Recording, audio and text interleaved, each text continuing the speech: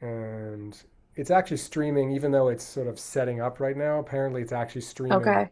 as we speak, but you know, Okay. It says this meeting is being live streamed on my end. So fantastic. Okay, and the YouTube popped up. Just gonna go here. I'm this gonna meeting is being live. make sure that there's no reverb going on, and make sure that it is public. How do I find that out? The world is gonna watch and see if I can do this. One week at a time. You're Exactly. one more setting. Um, how do I? I'm so sorry. Oh, all good. I um, can I could well, look on my YouTube as well quick and see if it already is. yeah. Maybe the My setting you chose or you changed last week. hopefully it is fixed. Yeah. Everyone watching, please be patient. Please be patient. Yeah, if Let's you wouldn't see. mind looking. Yep, I'm on it now. I can see it. You see us? Okay. Yep, I see Okay, us. great. All right, awesome. All right. Well, let's formally then say hi, everybody. Okay. Welcome back to Everyday Love. Thank you all for tuning in to this, our third show on YouTube. Um, I am very pleased to be joined today by friend, neighbor, very close neighbor, Yeah. 6 doors down, 7 doors down, I think. Yeah, well, I'm Eight, 10. You're, eight doors yeah, down. technically 8, but it's an L, so it's Yeah, close. 8 doors down from us. Lauren Corning. Um, Lauren Corning, author of Homeschooling Path Coach on Yeah. Substack, and just all around great person. And we've been chatting a little bit about. Um, I was especially interested in what you're writing about and what you're doing because we considered homeschooling quite seriously for our Hmm. daughter, um, sort of towards the beginning of her schooling career for several reasons. She has special needs and requires a lot of individualized attention, and we were struggling with the school to sort of not to get the attention, but to get them to see her as the fully capable child she is, even though she has these challenges. And so we very much considered it very seriously for a while. We opted not to do that because she loves being in school. She loves the experience of leaving the house, going to school, making new friends, being there with friends. And so for us, even though the parents, we thought maybe that would be a little bit of saving us some of those headaches. For her, it would have been very not the right choice for her. So, but anyway, I wanted to just say hi and if you Yeah. could, And if I you can could I see, jump into that? please, I please. love the way you approach that. You're like, okay, and you're trying to make it. I think there are so many parents in this situation where they're living their day to day, actively trying to make this decision about is school best, is homeschool best? And there's so many factors that affect that, like the services that are available and the work schedules and life schedules and all these different things, affect whether or not homeschooling will work. And it's so wonderful, and it really does work for a lot of kids to do the traditional school route. Socially, emotionally, educationally, like it is a good fit. I love to, the hardest thing I think in niching into helping homeschoolers has been that I really love my old colleagues. I really know how hard educators in general work to try their best to accommodate and take care of and build curiosity and provide these wonderful learning spaces for kids. The structure of the school day and many other things come into play with making that harder on them and the size of classes and things like that. But that's been one of the things that's been hardest for me in this transition is I loved being a classroom teacher. I never thought I would be homeschooling my kids. And now I'm in this spot of being like, okay, you want to homeschool? I'm here to help. Um, but in so many ways it feels so foreign because I also, school is a wonderful place for so many kids, and I know educators really are giving it their all. So, Hmm. And so speaking of, so you were an educator in the school system. yes. How did you go? What was your experience there, and how did you come to transition into a homeschooling situation? Yes, I never, like I said, I never expected to be here. So I taught middle school math for 7 years, and I did some long-term um, classroom teaching in other grade levels and places before that, before I landed there. And I loved it. And I thought I'd do it the rest of my life. And in fact, right before I had our oldest, I had gotten my master's in curriculum and instruction and assessment. And I was like, oh, maybe someday I'll want to be a curriculum coordinator and get out of the classroom. But I don't think so. I love being in the classroom. And so um, I took a year off with our oldest, and my husband and I were like, oh, we want to, let's have the kids close. Let's at least try. And then we realized I'm not going to have any paid leave if I have another baby this coming year or need to be out. So it kind of helped us make, and he said, well, what if you stayed home? And I was like, what? Like that's kind of a crazy idea. And so we figured, if I could make the difference of what childcare would cost us,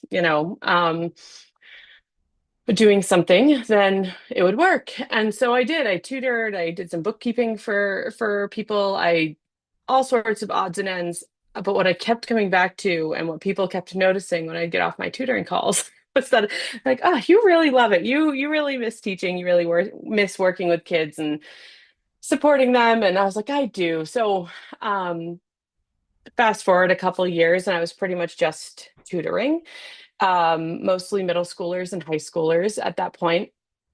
And I was loving it, but I had so many people that wanted to switch to homeschooling or had who had switched to homeschooling, but they're like, "Wait, this isn't working. You used to be a teacher. What do I do?"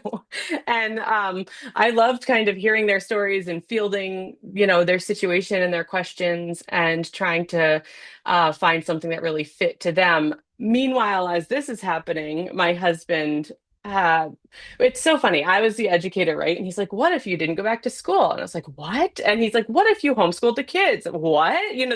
These completely. I had never had these thoughts in my life. And here he is, the non-educator, being like, "What if you homeschooled?" And so when that conversation happened years ago, I just dove into the research, you know, um, the most recent neuroscience around kid things and, the social emotional side. And I'm I love to research, I love to read, and I love to listen. And so that's kind of how we ended up here was my husband randomly saying, "What if this?" And I was like, "Ooh." Mhm. And then people just reaching out to me saying, "Hey, I know you used to teach, like, help. I'm homeschooling now and I don't know what to do." And so I want to keep everything I do and everything I have accessible because accessibility is a huge piece to me. And I'm loving working with some local homeschoolers and a local homeschool group. And it's been this nice little spot to fall into. So that's how we got where we are. And I miss teaching kids in the classroom, but I love how much I can like support entire families figuring out their learners and what actually needs to be happening because learning at home and homeschooling looks so much different than the classroom, which is what most parents experienced. So a lot of times they're trying to reproduce that experience, and that's not what's necessary for the kids to get what they need. So anywho, I could chat all day, but I'll leave it Mhm. there. Yeah, well, that brings up several questions from me. So first, you have two kids, two I daughters. do. How old? Um, 3 and 4.5. 3 and 4. So my oldest will be 5 at the end of October. So she wouldn't have made the kindergarten cut. Sure. But yeah, that's where they're at. Okay. And so in terms of the homeschooling you're doing right now, it's in the elementary stage. So what is that? Yes. What does that look like in terms of if we talk about curriculum or something like that for kids this young? How is the planning for that work? Yeah, I think that I don't want to get up on my soapbox, but I had a couple people as soon as I say, "Oh yeah, no, we're going to homeschool," they go, "Oh, what curriculum are you choosing?" That often when you meet another family who's planning to homeschool, it can be that's the first question because they're like, "Oh, I have to choose a curriculum." And I think one of the things that I have noticed and I try and share with people is there are curriculums, and for a lot of people that does work, and you can kind of check the boxes, go day to day. But for a lot of kids, that isn't working as, it doesn't work as well depending on what type of activities or learning they enjoy or lean into the most. So I really try and so what it looks like for us is my oldest is a mom, I want to do school. So we come to the table and I do have, some coloring activities, number recognition. Sometimes we just use Uno cards to, add polka dots to something with counting. She's really loving, she's learned what like the addition sign means. And so she's like, I can do math, and she can. But we're doing 2 + 2 = 4 math. But conceptually, she's so excited. And I think that what's most important at this age is that they're learning their letter sounds. So we do a lot of that. We play, I have like a 12, 15, I don't know, sided die. I have a couple of them and they have letters on them. And so we'll roll it. She'll say what letter it is and she'll get the sound. If she doesn't remember the sound, that's okay, because my job in the game is to write a word that starts with that sound. Um, and then I'll say, oh, this is the word this. And she'll say, oh, that's right. The sound is W or whatever for W. Um, and so I think it's more through play. Like for me, I think play and creativity and space to kind of discover on her own right now is most important.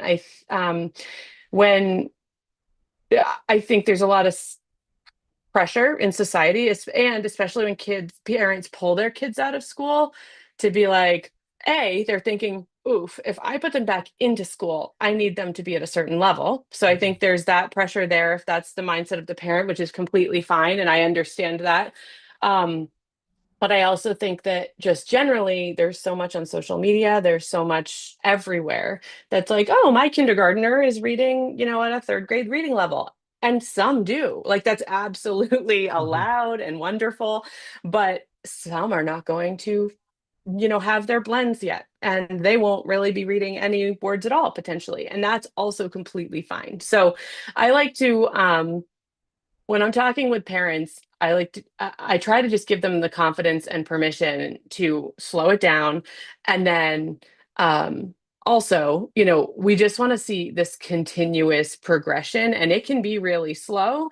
But if you're seeing any sort of progression, it's better to keep them curious and take it slow than to push too much on at once. Because as soon as that like learning environment feels it's moving too fast, or if they're feeling stressed, like it's, even when you look at the neuro stuff on that, they start to shut down and they stop learning and retaining when they're feeling more of that stress. So it's not that kids should never experience a challenge or stress, but really at any age, if the stress is like math or reading, Mhm. like we want them to especially try and enjoy those experiences or present them in a way that they can, because there's so many ways to experience math.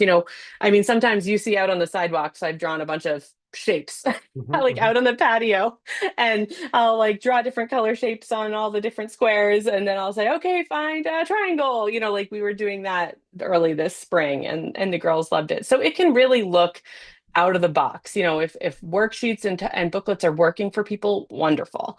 But if they're not, I love getting to use that creative piece of matching them with something that might work better for them and their kids. So, Yeah, yeah. Um, from the parent's perspective, if someone is interested in, they have an instinct of, okay, I want to homeschool my kids. I want this. I want to try this, and they're not as young as yours, but they're at a stage when curriculum is something that is they would be getting in yes. school. There'd be a planned day. There'd be breaks. There'd be this. There'd be that. There'd be different teachers giving different instruction. Um, that can feel very daunting, I would imagine, Yes. for a parent who might be to want to make that transition. Um, Hmm.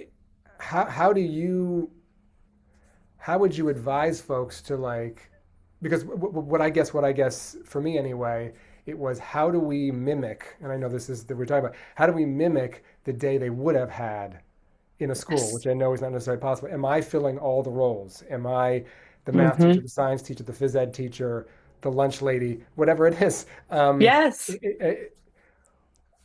What is a mind? How do you sort of address the mindset of that Yeah. when someone might have those So concerns?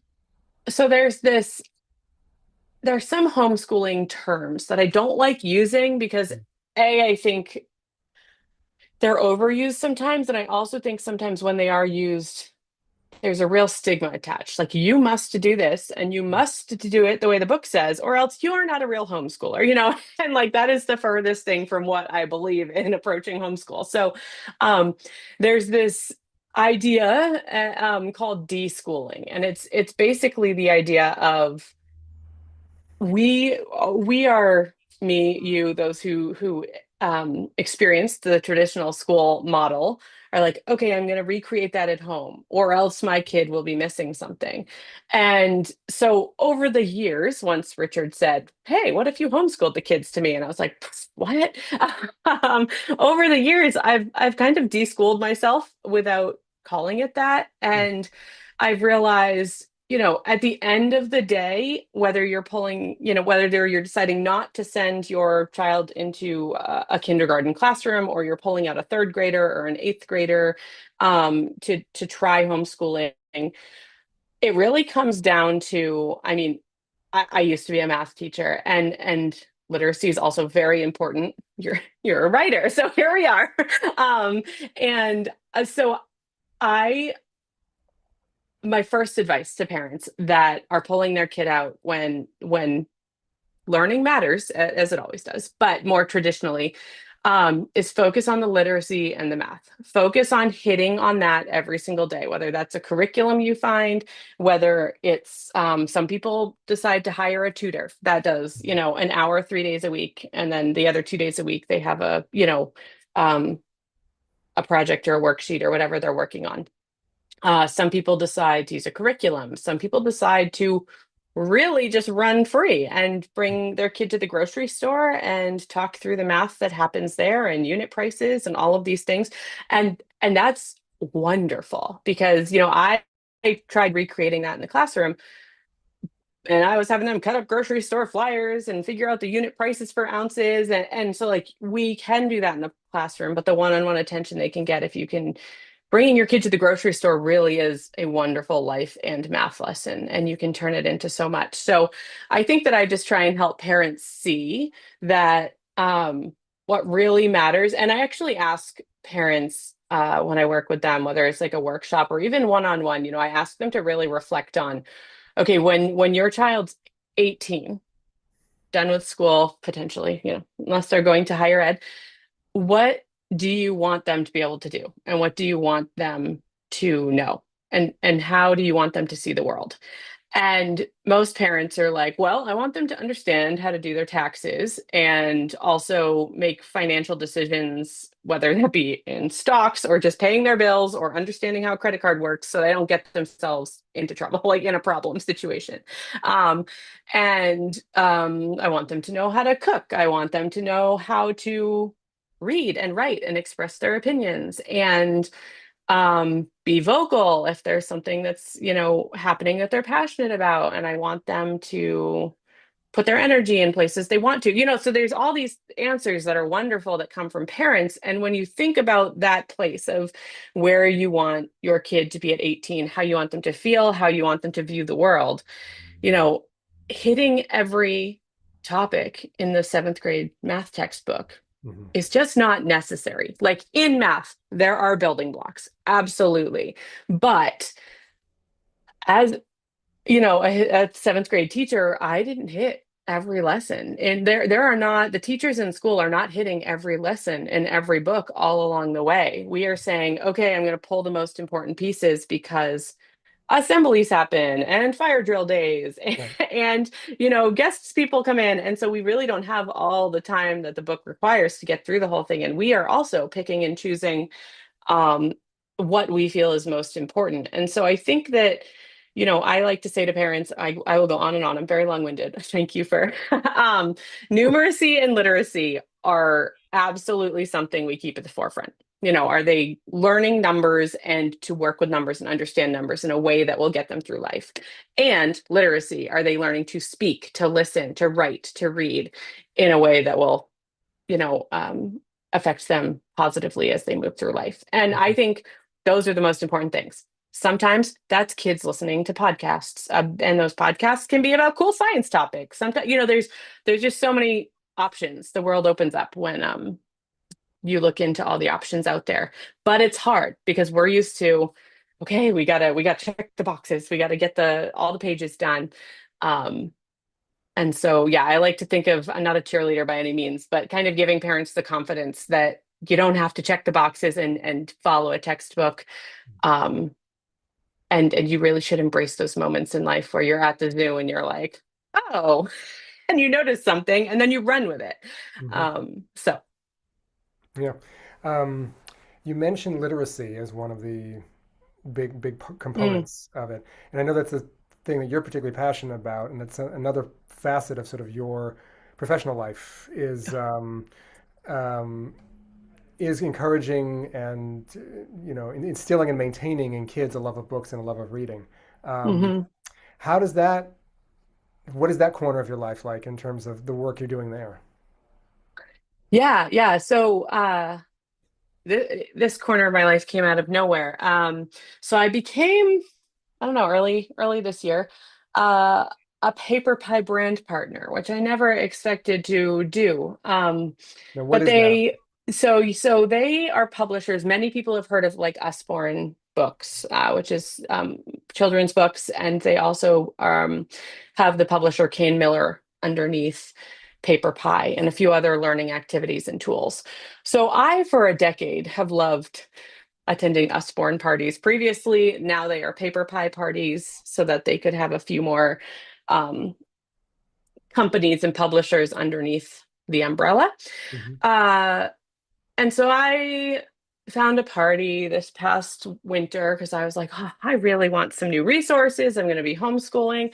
And the woman who was running the party was like, I wasn't by any means, someone had asked for a recommendation and she said, oh, let me look into that. And I said, oh, look into this and that, so I had responded to someone with an idea of a book I really loved.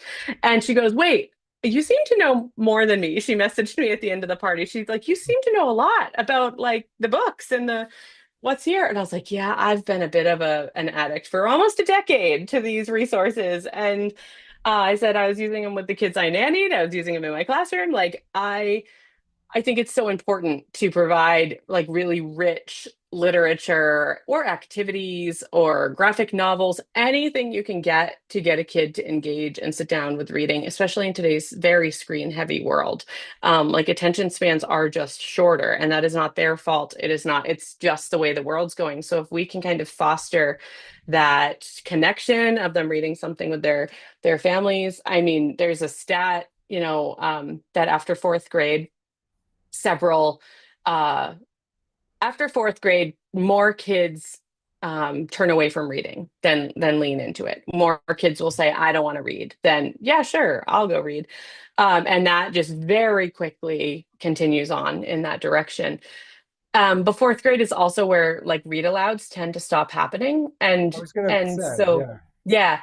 And so I think my like message I love to shout from the rooftops is just don't ever, and I am going to try my hardest to never stop reading out loud to my kids. And at one point I had heard one of the paper pie brand partners I work with, she said, did you ever have a high school teacher that read to you, like would read to you, do a read aloud?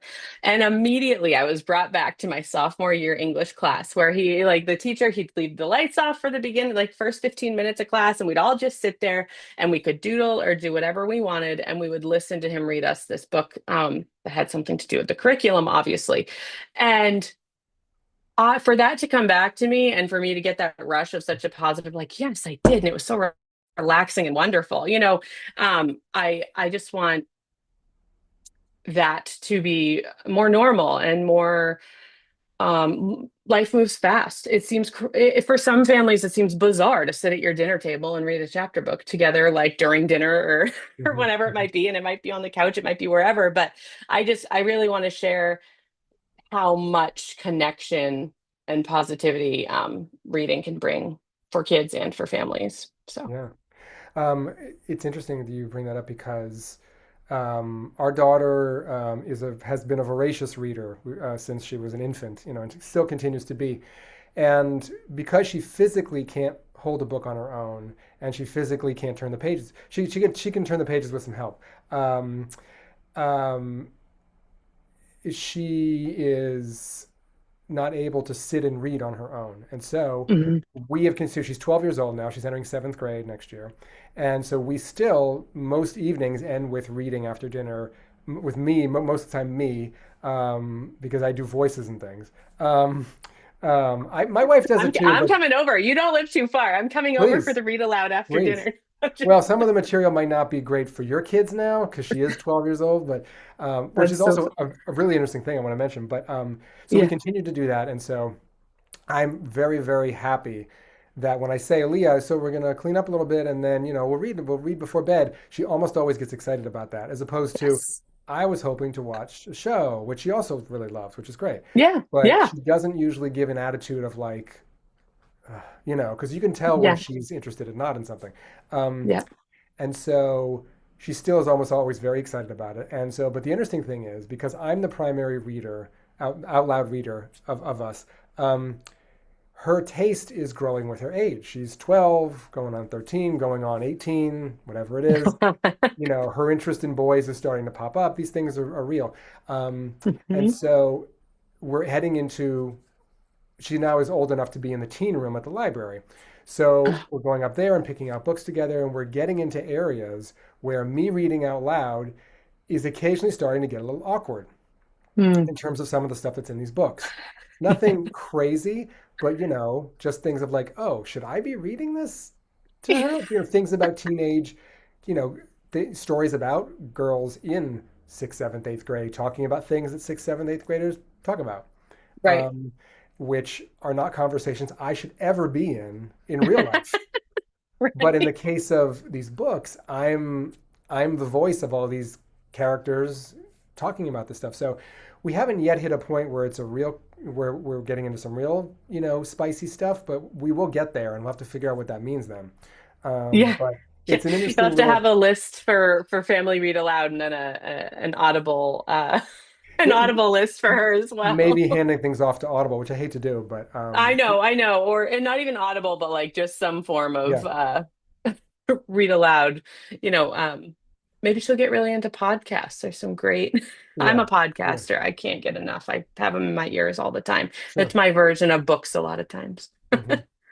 So anyway, yeah, but I'm very grateful though, and I didn't know the stat Mhm. you said that read aloud, but it's very clear that read alouds, there aren't the opportunities for kids of that age to go and experience them. The library, Yeah. excuse me, library stops Hmm. at age basically 11. Our library stops at age 11, and even before then, the read alouds are not geared towards that curriculum, that Hmm. level of books. They are much younger books, the read alouds. Yeah. I So used to do a read aloud in my math classroom. The book was called Math Curse, and it was about this kid who was moving through their cool. day and just felt cursed by math, and he couldn't solve any of his problems because it was all math. And then the second half of the book is basically him being like, "Wait, I can solve all these problems. Like they get two slices of pizza at lunch, and they get, and it had fractions. It was definitely middle school. I mean, there's some elementary, but it went all the way up through talking about Fibonacci's sequence and all these really cool things. And I used to love, we did a whole project. I had them kind of write their own math curse and then solve their math curse. Mm. And I just think the more you can do that, but they would come into my room and they would sit down, and then the next day they'd come in and be like, wait, are we reading again? Are you going to read to us again? And, Yeah. I was the math teacher, but I found some really cool circumference and pi read alouds and things like that. There's a lot out there, but I think the more they can just read and experience picture books, even when they're old, chapter books are great as they, build their little Lego sets or draw or paint or whatever it is. Like they don't even they should just those calm experiences of them getting to take it in how it works best for them is just really wonderful. And it's going to be different for all families and kids. Yeah, yeah. You wrote today on your Substack that on a note on Substack that you really want your kids to experience calm, boredom, Oh, and quiet time. Obviously, the boredom thing really struck me because I was listening to a podcast the other day. Speaking of that, where that came up, that kids, it's more difficult. It has to be more intentional to set your kids up to experience boredom now mm, because of screens and how they can experience anything they want to at any point. mm, Whereas when we were growing up, you had to reach for a book or something else. I mean, TV existed too, but um, boredom was a lot easier to stumble into. Um, yes. yeah.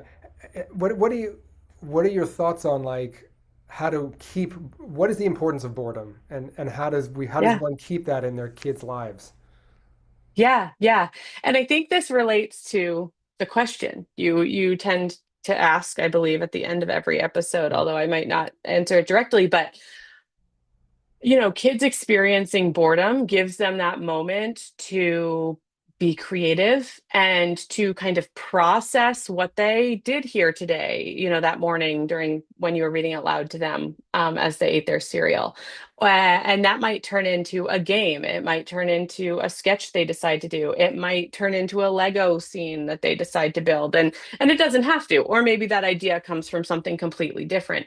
But to be able to have the space for them to choose the activity they're going to do, because so much of today's world is like, well, you have soccer at 6 and then Boy Scouts at 7:30 and then this and then that, and it moves so fast, and I feel that so deeply. And that's changed a lot since I was a kid. And but my kids' world is starting in that place. And so I'm trying so hard to be intentional and put the brakes on where I can. Um, but boredom it just gives them that space to figure out who they are, what they like. Be creative with random materials they find around the house. I I sometimes regret letting my kids practice boredom in my home because then I find their masterpieces, glued to the wall. And Huh. so I'm like, well, wait, where'd you find the glue stick? But I think that uh, it's important for kids. It is really hard to start that too, especially the older kids get. If someone has a, fifth, seventh, 10th grader and they're like, yeah, you know what? My kid's on this hamster wheel and like I really want to give him a break.